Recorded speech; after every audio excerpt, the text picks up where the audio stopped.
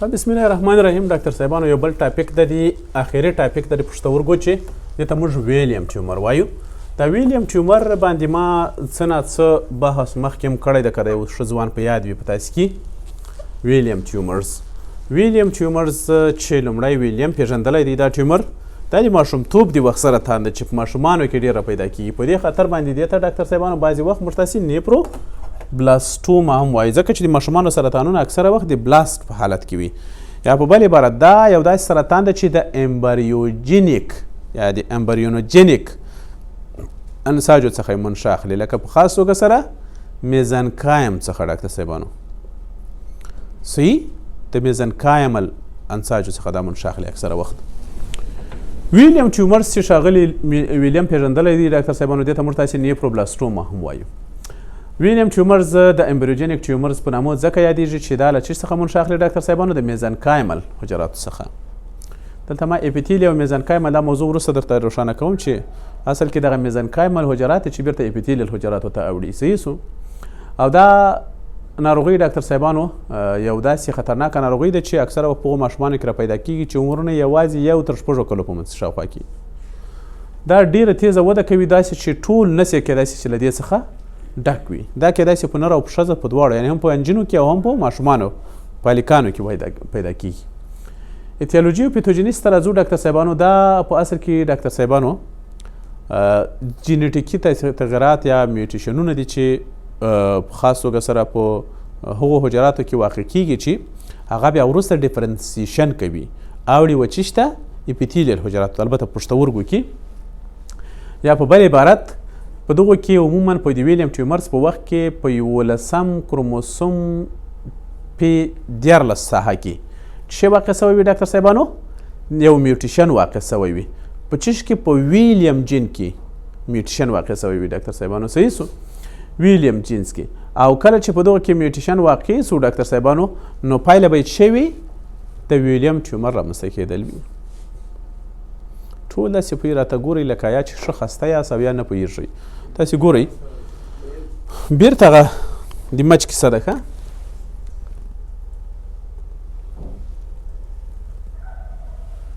دا چې ده یوه حجره ده، او د حجرې په منځ کې ګورئ ډاکټر صاحبان، دا ډېره مهمه موضوع ده. ګورئ دا یو داسې عام سرطان ده چې ممکن له تاسې څخه هر ځای کې پوښتنه وشي.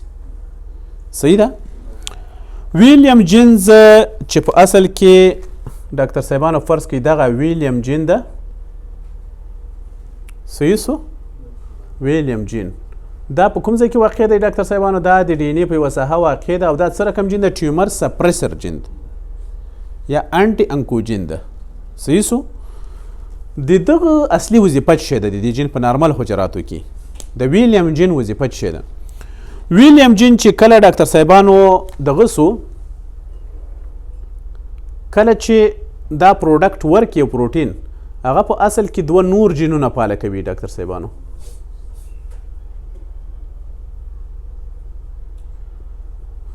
دا دواړه جینونه په دواړو سرو سره ډاکټر صاحبانو یو رقم فکتورونه ازادوي چې هغوی ته ډیفرنسیشن فکتورونه وایي. متوجه یاست؟ نه سوس پوه. ویلیم جین پروډکټ ورکوي، نه پروټین جوړوي. هغه پروټینونه بیا 2 نور جینونه تنبیه کوي، یعنې ګروث فکتورونه دي. هغه دواړه 2 جینونه چې دي بیا په دواړو سرو څه جوړوي؟ ډیفرنسیشن فکتورونه جوړوي. او دا ډیفرنسیشن فکتورونه بیا څه کار کوي ډاکټر صاحبانو؟ دا عموما په میزانکایمل انساجو باندې میزانکایمل اړوي وچیشته اپیتیلیل انساجو ته. مثلا لکه کوم اپیتیلیل انساجو ده؟ ټیبیولر اپیتیلیم. پیږو موږ تاسې پیږو ټیبیولر داخل لخوا اپیتیلیم نه لري، کیوبایډل سیل دی او سکویمس سیل دی او کولمنر سیل دی، نه یو اپیتیلیم ته اړوي په نارمل حالت کې. غټ کار دی که نه د ویلیم جین؟ یعنې دغه د میزنکایم ډیفرنسیشن کوي او چیش ته اړوي دغه 2 دانې جینونه، دا یا ډیفرنسیشن فکتورونه میزنکایم اړوي او چیش ته اپیتیلیم ته اپیتیلیل ټیشو ته اړوي. نو که چیرته په دې کې میوټیشن واقع شي ډاکټر صاحبانو، چې دا عموما ډاکټر صاحبانو د 11 کروموسوم په 13 P برخه کې وجود لري دا جین، په دې کې چې میوټیشن واقع شي یعنی امبریونوجین لیکل ډول سره کله چې ماشوم د مور په نس کې وي کوچنیوالي سره نو پایله به څه وي ډاکټر صاحبانو؟ معلومه خبره ده چې دغه فکتورونه به نه جوړېږي که نه؟ دا ډفرنسیشن فکتورونه چې نه وي نو خپله فکر وکړئ چې میزنکایمل به اوس دې ته واوړي که یا نه اوړي. نو پایله به څه وي؟ داسې یو سرطان به رامنځته کړي. دا ګورې دا ویلیم ټیومر موږ په بل شي باندې پېژنو، دا عجیبه سرطان ده چې وګورې په دې کې به هډوکي، غزرو، پرېشتان، اپیتیلیل ټیشو، ګلینډز، مختلف شیان به پکې وګورئ. یو خبره په یاد لرئ، یوه موږ تاسو ته ټیراټوما ما تاسو ته ویلي وو، ټیراټوما هم داسې وه که نه؟ خو دا ټیراټوما نه ده. په ټیراټوما کې هم لکه مثلا اوورین ټیراټوما یا ټیسټیکولر ټیراټوما، په هغو کې مثلا نوکان، وریښتان، هډوکي، هر شی شته پکې نه؟ خو هغه سره دا فرق لري، ویلیم ټیومر چې دی یوه ټیراټوما نه ده بلکې یو امبریوجینیک ټیومر ده. ولې نه ده ټیراټوما مصطفی؟ په دې خاطر چې ټیراټوما چې ده له مختلفو حجراتو انساجو څخه منشا اخیسته، جرمینل، په داسې حال کې چې دا له یو جرمینل لاین څخه منشا اخیستې میزنکایم ده. نو په لحاظه دا څه ده؟ ټیراټوما نه ده. صحیح ده؟ دا ټیراټوما نه ده. نو ویلیم ټیومر مو وپېژندل. ولې مختلف شیان؟ ځکه میزنکایمل حجرات خو په مختلفو حجراتو د غزرو له چیز څخه مشتق شوي، له میزنکایم څخه، هډوکي له چیز څخه، وریښتان، اپیتیلیم، فایبروبلاست، کنیکټیو ټیشو مختلف نه. نو په دې اساس دا مختلف په دا ټیومر کې مختلف جوړښتونه همدغه وجه وي چې ویلیم ټیومرز همدغسې مختلف دغه لري. بل دا چې د دې دپاره چې موږ تاسې پوه سو چې دا په فامیلیل ډول سره په له کوچنیوالي په دا جین کې میوټیشن واقع سوی دی، دغه هم له موږ سره مرسته کوي چې هغه کسان چې ایډنټیکل ټوینس دي ډاکټر صاحبانو، مونوزایګوټیک ټوینس، هغوی کې اکثره وخت که یو دانه په ناروغۍ باندې په ویلیم ټیومر اخته سي، بل یې حتما ورسره اخته کیږي. بل ویلیم ټیومر چې دی ډاکټر صاحبانو په یوازې توګه سره نه واقع کیږي، کیدای شي چې د ویلیم ټیومر د جین د نشتوالي له وجې دوی ځینې نور جینیټیکي ناروغۍ هم ولري، په خاص توګه سره د یورینري ټرکټ. صحیح سو؟ بل ډاکټر صاحبانو د دې ترڅنګ چې هغه کسان چې په ویلیم ټیومر باندې اخته وي دوی په ځینې نورو سرطانونو هم په دغه وخت کې اخته کیږي، لکه مثلا په خاص توګه سره اوسټیوسارکوما، بیټرایډ سارکوما او یا هم ریټینوبلاستوما او نیوروبلاستوما. What is بیټرایډ سارکوما? What is بیټرایډ سارکوما? ګوري، did you hear anything about the rhabdomyosarcoma? skeletal muscle څخه ځینې وخت داسې سرطانونه په ځینې ځایونو کې واقع کیږي چې په هغوی ځای کې رابډیومایسارکوما ویسل کیږي، په داسې حال کې چې ورې سکیلټل مسل بیخي وجود نه لري. دې ته بیا موږ څه شی وایو؟ بیټرایډ سارکوما ورته وایو، چې په خاص توګه سره په دغه وخت کې به بیټرایډ سارکوما په چش کې واقع کیږي ډاکټر صاحبانو؟ په یورینري ټرکټ کې. په یورینري ټرکټ کې سکیلټل مسل نسته که نه؟ یا مثلا ډاکټر صاحبانو کیدای شي چې ان کیس اف فیمل کیدای شي چې د دوی په یوټرس کې یا په جینیټیکل بخشش دی جینیټل انټرنل جینیټل ارګنز په یو ځای کې دغه سي رابډیومایسارکوما واقع سي، دې ته موږ تاسې بیټرایډ سارکوما وایو. صحیح؟ نو د دې ترڅنګ چې ویلیم ټیومرز لري دا کسان کیدای شي بیټرایډ سارکوما، اوسټیوسارکوما یا هم نیوروبلاستوما یا هم ریټینوبلاستوما هم کیدای شي چې ورسره ولري یا ملتیا ورسره وکړي. یعنې دغه یو کس یعنې د یو ناروغ متاسفانه چې په ملټیپل کینسرونو باندې اخته وي. دا سرطان چې موږ تاسې ویلیم سرطان ورته وایو، غټ سرطان وي، اکثره وخت ناډیولر یا هم وایډ شکل لري.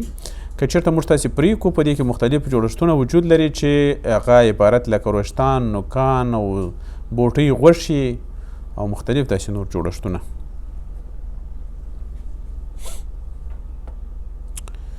دا خورینل سیل کارسینوما د ډېر خراب ځای نه ده راغلی؟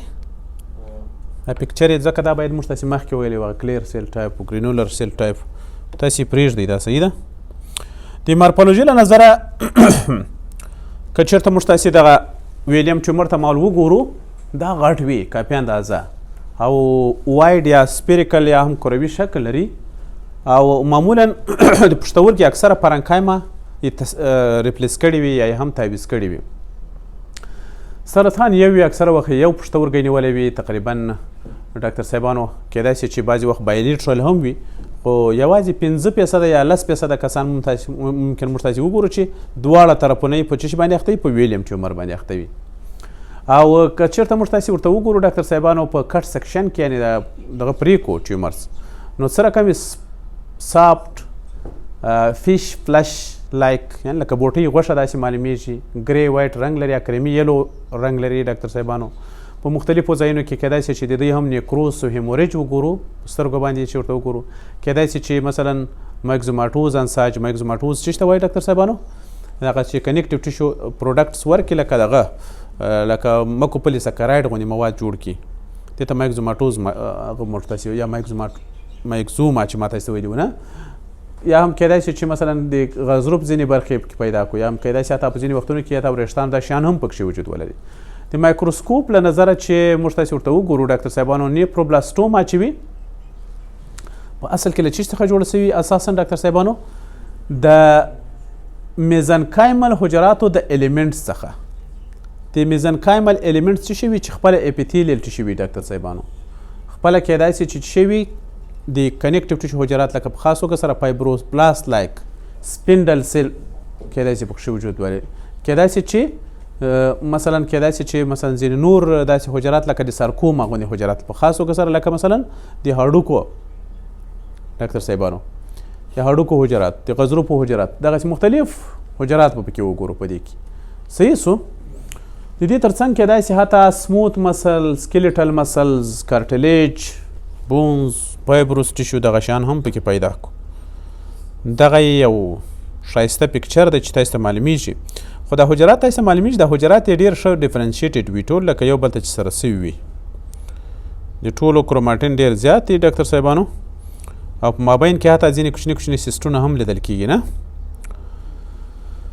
کلینیکل فیچرز ته راځو. هغه کسان چې ویلیم ټیومر لري دا ماشومان ډېر سخت ژاړي، د نس دردونه لري، دا کسان مور یې وایي په ادرار کې وینه راځي، دردونه د نس لري، تبه لري، او کیدای شي چې هایپرټنشن هم ورسره ولري.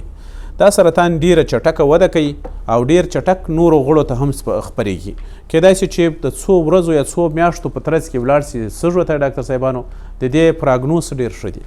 په صورت عموم کې د دې آینده د کوچنیا د وخت سرطانونو آینده ښایي، ځکه چې دا حجرات د وخت په تېرېدلو سره پخیږي او خبیث وي او د وچش سالم سیر غوره کوي. نو دا سرطان هم که په وخت سره تشخیص سي او جراحي وسي او له هغونه وروسته ډاکټر صاحبانو چې ورته ورسي تراپي مثلا رادیو تراپي او په خاص سره کیموتراپي، نو د ناروغانو انظار به ډیر ښه وي، دا ناروغانو پراګنوز به ډیر ښه وي. دوی به 15 کلن ژوند حتما پوره کوي، تر یو زیات کې هر څونه ژوند وکړو ډاکټر صاحبانو. صحیح سو. بل ډاکټر صاحبانو په دې کې داسې خاص شی نه و، دا د ویلیم ټیومر و، یوازینۍ تداوي جراحي کیموتراپي و، د ډاکټر صاحبانو یا رادیو تراپي بعضې وخت خلک ورسره یوځای کوي او د دې انظار هم ډېر ښه دي. سیکنډري ټیومرز پښتورګو کې چې تر اوسه موږ تاسې اخته وو دغه سرطانونه چې وو ډاکټر صاحبانو هغه ټول چې وو پرایمري ټیومرز پښتورګو کې واقع کېدل. پښتورګو کې ځینې سیکنډري ټیومرز هم واقع کېږي، یعنې له نورو برخو څخه هم میټاسټاسیس ورته کوي. لکه په خاص توګه سره ډاکټر صاحبانو د لوکیمیا په وخت کې اکثره وخت د لوکیمیا حجرات راځي خپله پښتورګي کې انفلټریشن کوي او یو رقم کتلې رامنځته کوي چې تر ټولو ښه مثال لکه کرونیک مایلایډ لوکیمیا یا سی میل. د سی میل په وخت کې په پښتورګو کې سیکنډري ټیومرز واقعیت یا لیمفوما واقع کېږي. صحیح سو. نور همدارنګه د وینې په واسطه باندې سرطاني حجرات له نورو ځایونو څخه چې راځي په پښتورګو کې هم وده کولی سي او میټاسټاټیک ټیومرونه رامنځته کولی سي. لکه په خاص توګه سره ډاکټر صاحبانو د څه شي د لنګز څخه د برست څخه او د سټمک څخه سرطانونه د وینې په واسطه باندې راتلی سي او خپله په پښتورګو کې سیکنډري ټیومر هم رامنځته کولی سي. سټاپ د ویډیو.